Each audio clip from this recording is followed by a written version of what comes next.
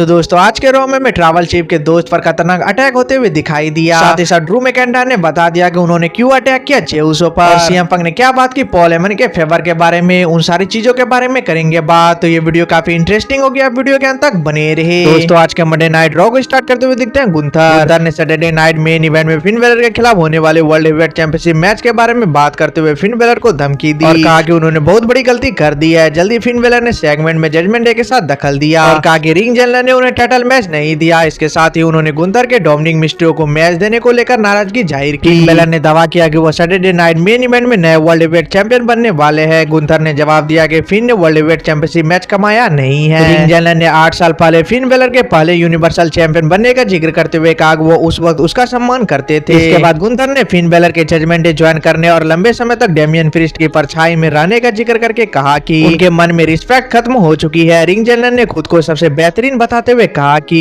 Fin baler उनके स्तर पर नहीं है और वो उनसे वर्ल्ड हेवीवेट टाइटल जीत नहीं पाएंगे। इसके बाद फिन बेलर ने अपने साथियों के साथ मिलकर गुंथर को घेर लिया, लेकिन तभी डेमियन प्रीस्ट ने आकर जजमेंट डे पर अटैक किया। इसके बाद रिंग जनरल ने फिन बेलर के अलावा डेमियन प्रीस्ट पर अटैक करते हुए दिखाई दिए। जजमेंट डे ने थोड़ी देर बाद ब्रॉल में कंट्रोल बना लिया और बेलर ने डेमियन गुंथर दोनों की हालत खराब करने के बाद वर्ल्ड हेवीवेट टाइटल के साथ पहुंच दिया। इसके बाद फाइनल टेस्टामिन और द मीज का 8 मैन टैग टीम मैच में व्हाइट सिक्स से सामना हुआ। इस मैच में दोनों फैक्शन एक दूसरे की बुरी हालत खराब करते हुए दिखाई दिए थे। अंत में अंकल होडी ने मिज को मैंडिबल क्लॉ में जकड़ लिया, तभी पॉल एलनिंग ने रिटर्न करके होडी पर पाउडर फेंक दिया। इसका फायदा उठाकर कैरियन क्रॉस ने अंकल होडी को फिनिशर देकर पिन करते हुए अपनी टीम को धमाकेदार जीत दिलाई। देखा जाए तो ये अंकल होडी की करारी हार है। उसके बाद बैक स्टेज सीएम पंक से पूछा गया कि उन्होंने पॉल हेमन से क्या फेवर मांगा, लेकिन सीएम पंक ने बताने से इनकार कर दिया। सीएम पंक ने दावा किया कि जब सेथ रॉलिंस उनसे फ्री में रेसलिंग के गुर सीखने आए थे तो उन्होंने सेथ को सिखाने से मना कर दिया था। सीएम पंक ने यह भी कहा कि उन्होंने सेथ रॉलिंस को डब्ल्यूडब्ल्यू से निकाले जाने से बचाया। सीएम पंक ने इसे द आर्किटेक्ट के मन में उनके प्रति नफरत पैदा होने का कारण बताया। सीएम पंक ने यह भी कहा कि वो अपनी पोजीशन लेने वापस आ चुके हैं। इसके बाद फिर हमें लिव मॉर्गन का सिंगल मैच में डकोटा काई से सामना हुआ। डकोटा काई ने मैच में लिव मॉर्गन के लिए कड़ी चुनौती पेश की। इस मैच के दौरान प्योरो फ्यूजन कलेक्टिव भी वहां आ गई। इस वजह से काई का मैच पर पूरा ध्यान नहीं था और वह हील फैक्शन के मेंबर पर अटैक करते हुए दिखाई दी।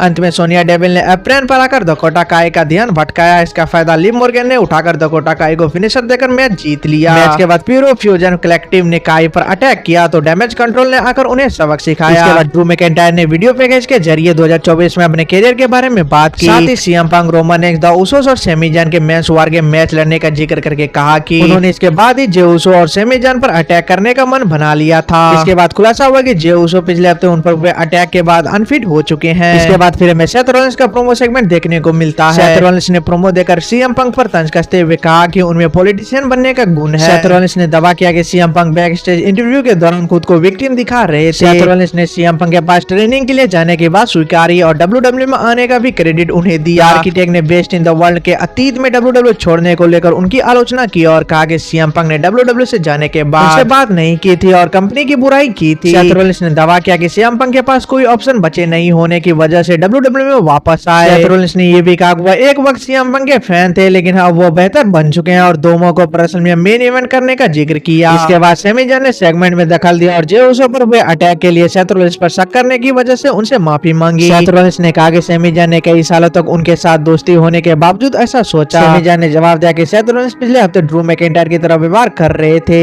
लेकिन सेथ रॉलिंस ने ड्रू के जैसा होने से इनकार कर दिया। इसके बाद सेमी जान ने ड्रू मैकिंटायर और सेथ रॉलिंस ने सीएम पंक के साथ पर ध्यान देने का फैसला किया। जल्दी सेमी जान ने ऐलान किया कि वो सैटरडे नाइट मेन इवेंट में ड्रू के खिलाफ मैच लड़ने वाले हैं। जब सेमी जान सेगमेंट के बाद वहां से जा रहे थे तो उन पर स्कॉटिश वॉरियर ने अटैक कर दिया। इसके बाद जेलेना वेगा, लायरा वल्कारिया और Ivy Nile triple threat match में कम्पीट करके अगले राउंड में जगह बनाने की कोशिश करते हुए दिखाई दी। इस दौरान इन तीनों सुपरस्टार ने एक दूसरे के खिलाफ अपने बेहतरीन मूव्स का काफी इस्तेमाल किया, लेकिन इस मैच को लायरा वल्कारिया जीतते हुए दिखाई दी। इसके बाद फिर हमें new day member coffee Kingston और जेवियर वुड्स रिंग में प्रोमो देने आ गए, लेकिन फैंस ने इन दोनों सुपरस्टार को बू करते हुए प्रोमो ही नहीं देने दिया। इस वजह से Kofi Kingston and Xavier Woods ने रिंग से जाने का फैसला किया। इसके बाद फिर हमें Rhea Ripley versus Raquel Rodriguez के बीच एनीथिंग गोस मैच देखने को मिला। इन दोनों के बीच मैच काफी शानदार देखने को मिला और इस मैच में हमें इंटरफेयर भी देखने को मिला। रकेल रोड्रिगेज मैच में लिव मॉर्गन के दखल का उतना फायदा नहीं उठा पाया और अंत में उन्हें रिया रिप्ली ने टेबल पर रिपटाइड देकर पिन करते हुए बड़ी जीत हासिल की। मैच के बाद रिया रिप्ली और यूएस का वुमेन्स वर्ल्ड टाइटल उठाते हुए दिखाई दी। तो दोस्तों इसी के साथ इस वीक का मंडे नाइट रॉ यहीं पर खत्म होता है। तो दोस्तों इस वीडियो में इतना ही, तो चलिए मिलते हैं नेक्स्ट वीडियो में।